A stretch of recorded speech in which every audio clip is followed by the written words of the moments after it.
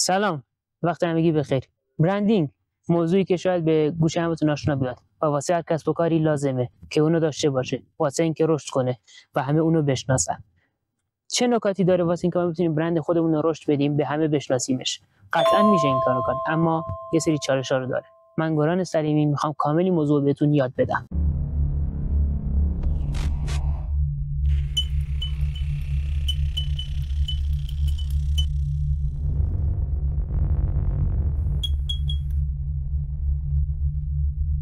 ببینید دوستان، راه‌های زیادی وجود داره واسه اینکه ما بتونیم به شکل خیلی خوبی برندینگ خودمون رو انجام بدیم، ولی ما که الان اول کارمون رو می‌خوایم برندینگ انجام بدیم، چند تا راه وجود داره که ما بتونیم پله‌های اول رو طی کنیم به قولی، که بتونیم به اون درجات خیلی بالاتر برسیم که من الان دونه دونه خدمتتون عرض می‌کنم. مورد اولش بحث طراحی یک پارچه صفحات سایتمونه.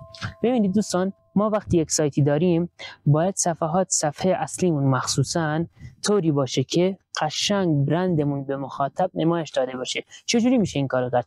وقتی ما یه برندی داریم، قاعدتاً یه لوگویی داریم، یه فونتی توش به کار رفته، یه رنگی توش به کار رفته، خب که میشه رنگ اختصاصی خودمون. مثلا فرض ما یه پیج اینستاگرامی داریم، خب تو این پیج لوگومون یه رنگیه، پس زمینه ممکنه یه رنگی باشه، بعد تم پیجمون یه رنگیه، فونتایی که به کار میبریم یه مدل و یه رنگه. خب تمام اینا میشن معیارهای برای ما، میشه برند ما. خب و واسه اینکه ما بتونیم برندینگ رو تو سایتمون هم انجام بدیم، باید بیایم تو صفحه اصلی سایتمون مخصوصاً از لوگومون استفاده بکنیم، از اون تم رنگی که واسه خودمون داریم که میتونه یک رنگ یا دو رنگ یا حتی سه رنگ هم باشه، به خوبی در جاهای مخصوص خودش استفاده بکنیم که مخاطب اونو ببینه، به چشمش آشنا باشه.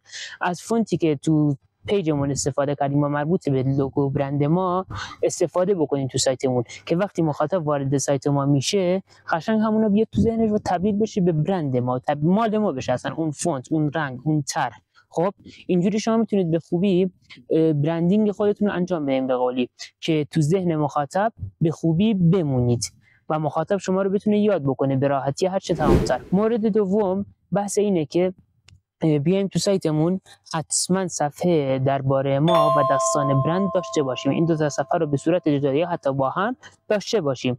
این دو صفحه جدا از این برندینگی که بهتون میگم، خیلی به اعتماد کردن مخاطب هم کمک میکنه واسه اینکه به لحظاتون خرید انجام بده. علاوه بر اعتماد کردن که الان خیلی راجبش حرف نمیزنم، بابت برندینگ شما باید بیاید تو صفحه درباره ما به خوبی راجب این موضوع حرف بزنید که شما یا تیمتون چه کسانی هستید، از کجا اومدید، تحصیلاتتون چیه، چی کارا بلدید انجام بدید، چه کارهایی انجام میدین، به قولی وظیفتون تیم چیه، و خلاصه هر چیزی که باعث بشه که شما یک فروشگاه آنلاین هستید به کاربر اینو القا کنه که انگار شما رو از نزدیک دیده و اومده تو مغازتون داره خرید میکنه، خرید کرده، اونجا به خوبی بنویسید درباره خودتون و تیمتون.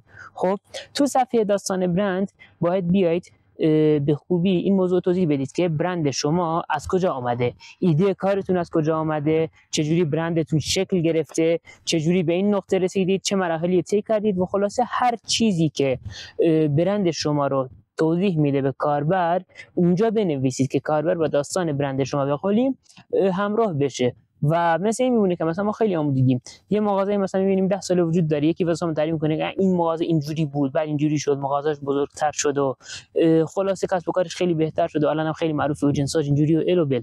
خب اینجوری ما باید بیایم تو فضای آنلاین و نوشتاری اینو به مخاطبمون بدیم.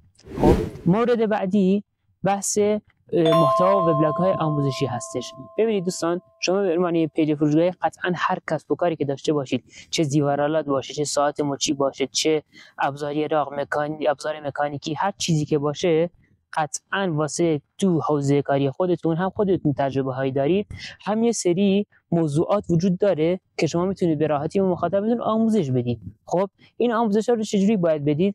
باید یه قسمت داشته باشید به نام وبلاگ و تو اون وبلاگ بیایید محتواهای آموزشی خودتون رو بذارید، از صفحه‌های کارتون بگید، از نکات خرید خودتون بگید، از نکات محصولاتتون بگید، از خلاقیتایی که وجود داره بگید، تاریخچه بگید، نمیدونم از برندها بگید، هر چیزی که باعث بشه که راجع به کار شما یه ترفند، یه ایده، یه تاریخچه حتی به مخاطبتون بده، تو بیاید تو صفحات وبلاگتون بنویسید. خب البته فراموش نکنید که باید بر اساس کلمات کلیدی هم باشه که قبلا راجبش توضیح دادم بهتون.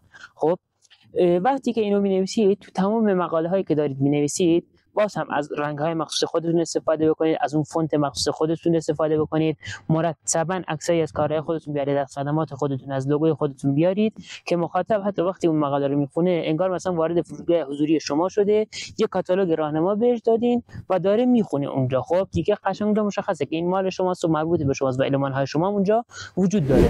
مورد بعدیمون برمیگرده به شبکه‌های اجتماعی.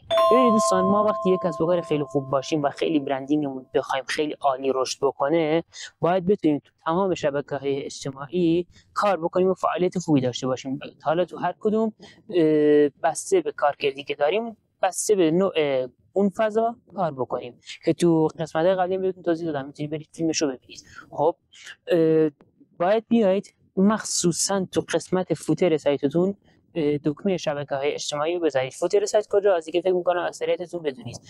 پایین صفحه سایتمون، انتهای صفحه سایتمون، قسمتی که نماد اعتماد و اینجور چیزا قرار میگیره، باید همونجا دکمه شبکه‌های اجتماعی بذاریم. یوتیوب، اینستاگرام، تلگرام، واتساپ و هر جای دیگه که شما دارید توش فعالیت می‌کنید. این باعث میشه که مخاطبی که میاد سایت شما رو می‌بینه، سایت شما رو میپسنده و قبولش میکنه، بیاد صفحات اجتماعی شما رو تو فضای مختلف هم دنبال بکنه که این باعث میشه که این مخاطب سایت شما رو ببینه، اینستاگرام، تلگرام و یوتیوب شما رو ببینه و به برندینگ شما خیلی کمک میکنه که تو ذهن مخاطب بیشتر شناخته بشید. خب و واسه کاربرانی که امکان ورود به هر کدوم از این فضاها رو ندارن، این امکان فراهم میکنه که با شما آشنا بشن و شما رو دنبال بکنن و از خدمات و محصولات شما به خوبی استفاده بکنن. خب این خیلی بهتون کمک میکنه، هم از نظر اعتماد کردن حتی خیلی میتونه براتون مفید باشه. مورد پنجم برمیگرده به بحث نظرات مشتریانتون. شما باید حتما بیاد یه بخشی اختصاص بدید، چه تو صفحه اصلیتون باشه چه صفحه جدا، به موضوع نظرات مشتریانتون.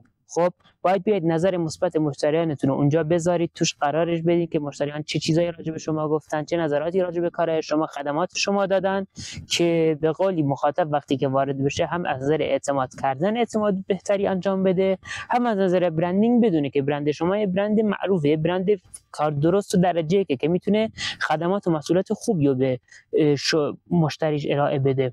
خب این خیلی کمک میکنه به اینکه باز هم از نظر برندینگ رشد کنید، چون وقتی که مخاطب بتونه اعتماد بکنه و خرید بکنه و کار شما خوب باشه، محصول شما خوب باشه، قطعا تو ذهنش میمونه که دوباره وقتی از این وسیله نیاز داشت بیاد باز از شما خرید بکنه. مخصوصا تو حوزه‌های کاری مثل لباس فروشی، لوازم آرایشی، زیورالات، اینا که به قولی همیشه مدل جدیدی توشون هست. مورد آخر موضوع بهینه‌سازی برای گوگل.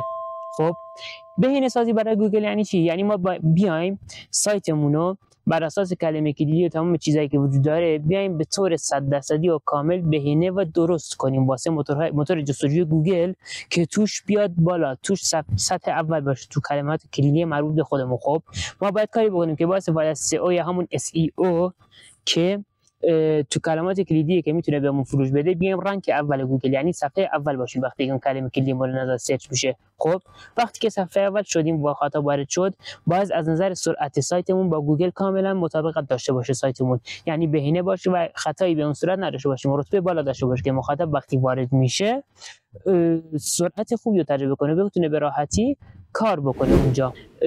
این هم از این مورد. این 6 تا مورد به نظرم خیلی مفید و کاربردی میتونن باشن واسه قدم اول شما که بتونید برندسازی خودتون رو انجام بدین. خوشحال میشم اگه تو هر کدوم از این نکته ها نکته دیگه هم وجود داره برام بنویسید پایین. حتما اگه از این دست فیلم ها دوست دارید کانال ما رو سابسکرایب کنید، زنگوله رو بزنید و این فیلم هم لایک کنید. شاد باشید.